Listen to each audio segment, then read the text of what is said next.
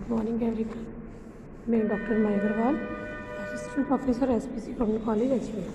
आज का हमारा टॉपिक है बीमा अनुबंध के आवश्यक तत्व, means essential elements of insurance contract. तो बच्चों, बीमा अनुबंध की वैध होने के लिए प्रत्येक बीमा अनुबंध में कुछ तत्वों का पाया जाना आवश्यक है।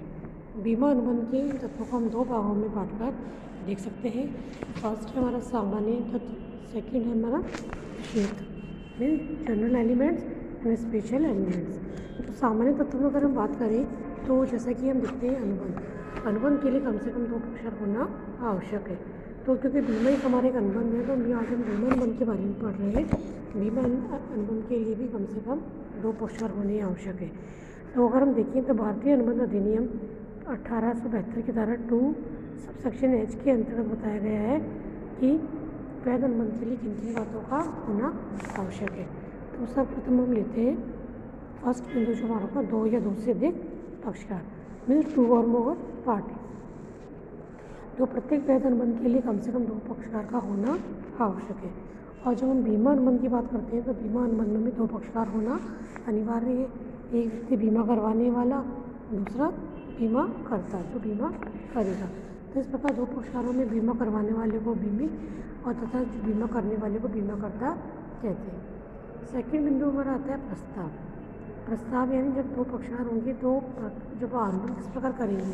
अनुबंध होने के लिए सर्वप्रथम ठहराव होना आवश्यक है और ठहराव का निर्माण प्रस्ताव पर स्वीकृति मिलने से होता है। तो सेकंड जो बिंदु हमारा प्रस्ताव, तो वैध अनुबंध के लिए एक पक्षकार दूसरे पक्षकार को सम्मुख प्रस्ताव किया जाना आवश्यक है। तो जब हम बीमा की बात करते हैं तो बीमा के अंतर्गत बीमा करवाने वाला व्यक्ति बीमा करने का प्रस्ताव करवाने के लिए प्रस्ताव बीमा कंपनी के समक्ष करेगा जिससे कि वो बीमा करवा रहा है।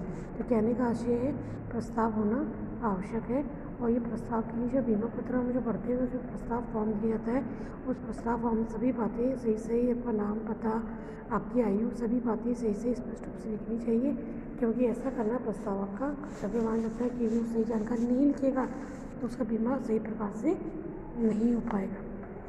इसी प्रकार थर्ड बिंदु हमारा स्वीकृति मतलब एक्सेप्टेंस। तो सामान्य अनुबंधों की तरह बीमा अनुबंध में प्रस्ताव में स्वीकृति होना आवश्यक और स्वीकृति स्वतंत्र होनी चाहिए। तो वैध बीमा अनुबंध का निर्माण प्रस्ताव की स्वीकृति देने से ही होता है।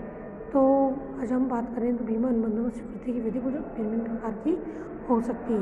प्रस्तावक द्वारा प्रस्ताव फॉर्म भरकर देने और उसके लिए बीमाकर्ता द्वारा स्वीकृति पत्र जारी करने पर ही स्वीकृति भी नहीं मानी जाती है, क्योंकि बीमा अनुबंधों में ये माना जाता है कि प्रस्ताव फॉर्म में अनेक महत्वपूर्ण बातें से सूचना लिखकर भेजता है और बीमा करता इन सभी बातों सूचनाओं को अपने विशेषज्ञों की रिपोर्ट के आधार पर बीमा की जोखिम का आंकलन करता है। क्योंकि जब भी बीमा कंपनी इंश्योरेंस करती है तो उसके पहले वो अपनी जोखिम का आंकलन करती है कि जोखिम कितनी है। वो जोखिम के आंकलन के पश्चात ही बीमा कंपनी जोखिम का बीमा करने का निर्णय लेती है। तो यहाँ तब तक बीमाकर्ता ने प्रस्ताव का प्रति प्रस्ताव ही रखा है। अतः बीमा अनुबंध में स्वीकृति तभी होती है जबकि प्रीमियम स्वीकार कर ली जाती है। कहने का आशय जब प्रस्ताव फॉर्म हम भर देते हैं तो प्रस्ताव फॉर्म भरने से केवल बीमाकर्ता की स्वीकृति उस पर नहीं मिल जाती है, वो पहले उसकी छानबीन करता है, जोखिम का आंकलन करता है, उसके पश्चात वो निर्णय लेता है कि अमुक व्यक्ति का बीमा किया जाना चाहिए या नहीं। तो इस प्रकार तो जब बीमा अनुबंध में स्वीकृति तब मानी जाती है जबकि हम प्रीमियम की राशि जमा करवा देते हैं। जब प्रीमियम आपने जमा करवा दी तो ये माना जाएगा कि आपका बीमा अनुबंध स्वीकार हो गया है। तो इस प्रकार स्वीकृति होना आवश्यक माना गया है। इसी प्रकार अगर हम देखें पक्षकारों में अनुबंध करने की क्षमता, जैसे कि हम देखते हैं सामान्य अनुबंध में भी पक्षकारों में अनुबंध करने की क्षमता होनी चाहिए, यानी व्यक्ति वयस्क होना चाहिए, स्वस्थ मस्तिष्क का होना चाहिए, पागल या दिवालिया नहीं होना चाहिए। कानून से उसमें सभी प्रकार की क्षमताएं होनी चाहिए जो कि योग्य पक्षकार के लिए मानी गई। तो कहने का आशय बीमा के अनुबंध होने के लिए पक्षकार अनुबंध करने की क्षमता होना अति आवश्यक माना गया है।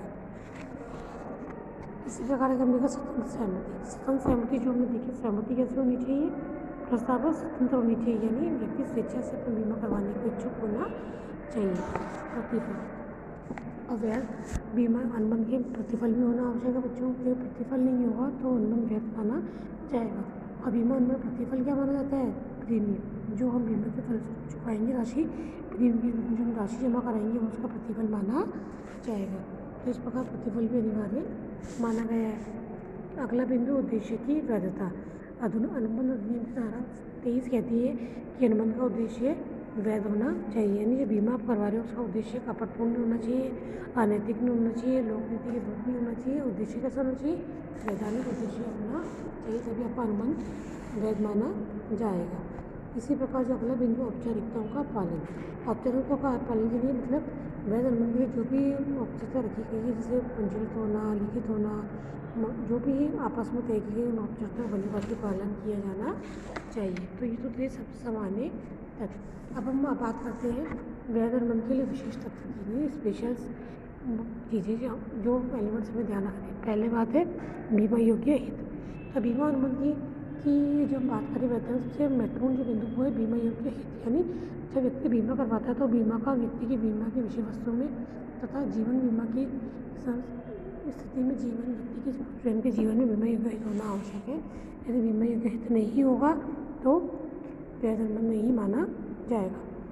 दूसरा बिंदु है परम सदविश्वास सिद्धांत का पालन। मतलब बीमा अनुबंध करते समय बीमा करवाने वाले का ये दायित्व बनता है कि परम सदविश्वास का पालन करें, यानी बीमाकर्ता द्वारा जो भी जानकारी आपसे चाहिए गई है ये सभी जानकारी जो उसे बीमा करने या न करने निर्णय को प्रभावित करती है, सभी जानकारी बिल्कुल सद्भावना से बिना कपट किए बिना किसी उसकी आपको बताने का दायित्व आपका बनता है। क्षतिपूर्ति। क्षतिपूर्ति भी बीमा में महत्वपूर्ण स्थान रखती है। अतः जीवन बीमा तथा व्यक्तिगत बीमा को छोड़कर सभी प्रकार के बीमा अनुबंधों में क्षतिपूर्ति सिद्धांत लागू होता है, क्योंकि बीमा लाभ कमाने का साधन नहीं है। बीमा के द्वारा केवल व्यक्ति को यदि बीमा कराए गए कारण से अगर क्षति होती है तो वास्तविक क्षति की पूर्ति की जाती है। इसी प्रकार अगर हम देखें तो ये सारे सिद्धांत जो है बीमा अनुबंध के अंतर्गत लागू होते हैं।